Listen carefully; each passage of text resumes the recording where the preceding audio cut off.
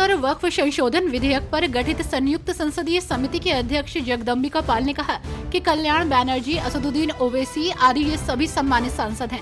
ये संयुक्त संसदीय समिति के सदस्य हैं। इन्हें 6 महीने से लगातार कमेटी में बोलने का अवसर मिल रहा है। जिस तरह मीटिंग को रोकने की कोशिश की गई, अशोभनीय आचरण किया गया। अगर उनके मन में लोकतंत्र और संविधान के लिए सम्मान और आस्था है तो ये संयुक्त संसदीय समिति भी संविधान द्वारा गठित की गई है। दिल्ली विधानसभा चुनाव को लेकर तैयारियां तेज हो गई हैं। नेताओं की लगातार प्रतिक्रिया सामने आ रही है। वहीं इसी बीच दिल्ली चुनाव के लिए भाजपा का संकल्प पत्र पार्ट 3 जारी होने के बाद आपके वरिष्ठ नेता मनीष सिसोदिया ने प्रेस वार्ता की। उन्होंने भाजपा के संकल्प पत्र पर सवाल उठाते हुए कहा, गृह मंत्री अमित शाह ने 50,000 नौकरियों का वादा किया है, जबकि दिल्ली में 2.5 करोड़ लोग हैं। मध्य प्रदेश के मुख्यमंत्री मोहन यादव आज ग्वालियर दौरे पर रहे। सीएम ने कांग्रेस की संविधान बचाओ यात्रा के जवाब में बीजेपी द्वारा शुरू किए गए संविधान गौरव अभियान में हिस्सा लिया। इस दौरान उन्होंने इस कार्यक्रम में हजारों की संख्या में आए लोगों को संबोधित किया।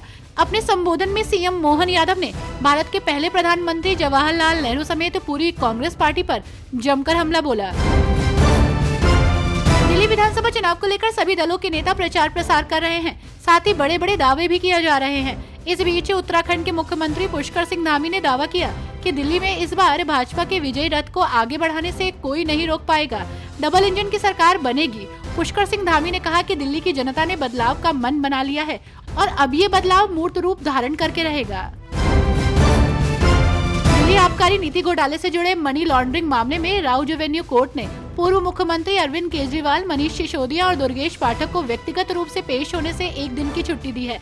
तीनों नेता आगामी विधानसभा चुनाव के लिए प्रचार में व्यस्त हैं। मामले की अगली सुनवाई 3 फरवरी 2025 को होगी। इस बार चुनाव में भी भ्रष्टाचार बड़ा मुद्दा है। कांग्रेस नेता जयराम रमेश ने कहा कि दिल्ली में चुनाव हो रहे हैं और हमारी रणनीति बिल्कुल साफ है। भाजपा और आप एक ही सिक्के के 2 चेहरे हैं। हम भाजपा और आप से लड़ाई लड़ रहे हैं। इन्हें दोनों के बीच कोई फर्क नहीं है। इतना ही नहीं, इंडिया गठबंधन पर उन्होंने कहा कि इंडिया गठबंधन लोकसभा चुनावों के लिए था। वाइब्रेंट विलेज प्रोग्राम पर बोलते हुए गृह मंत्री अमित शाह ने कहा कि वाइब्रेंट विलेज कार्यक्रम मानसिकता में बदलाव की शुरुआत है। वाइब्रेंट विलेज कार्यक्रम मानसिकता में बदलाव की शुरुआत है और हम चीजों को कैसे देखते हैं। अगर हम इस कार्यक्रम के विवरण में जाएं, सड़कों का निर्माण किया जा रहा है जो 2 स्थानों के बीच भौतिक दूरी को कम करती है और संचार को भी बढ़ाती है। लेकिन ये कार्यक्रम दिल्ली और आपके गाँव के बीच दिल्ली की दूरी को कम करने के बारे में है। अमेरिकी सुप्रीम कोर्ट द्वारा तहव्वुर हुसैन राणा की रिट ऑफ सर्टियोरिटी की याचिका खारिज करने के बाद केंद्रीय मंत्री गिरिराज सिंह ने कहा कि चाहे 26/11 का हमला हो या कोई अन्य आतंकवादी, वे दुनिया में कहीं भी छिपे होंगे, भारत सरकार उन्हें बाहर लाएगी और उन्हें सजा देगी। उन्होंने आगे कहा, जब तक पीएम मोदी प्रधानमंत्री हैं, आतंकवाद पर 0 टॉलरेंस है। हरियाणा सरकार ने बोर्ड निगमों, सरकारी कंपनियों और सहकारी संस्थाओं में कार्यरत सभी क्लर्क और स्टेनो टाइपिस्ट के लिए वेतनमान में वृद्धि की घोषणा की। अब इन कर्मचारियों को 21,700 रुपए का वेतनमान मिलेगा।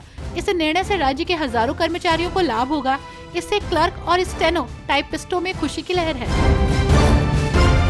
बीजेपी नेता सतीश उपाध्याय ने आम आदमी पार्टी पर निशाना साधते हुए कहा कि दिल्ली की जनता आपके भ्रष्टाचार, इनके मायाजाल, इनकी झूठी बातें समझ चुकी है। पूरी तरह से इनका पर्दाफाश हो चुका है। उन्होंने कहा कि दिल्ली जिस तरह से पिछले 10 सालों में बदहाली में है, वो लोगों के सामने है।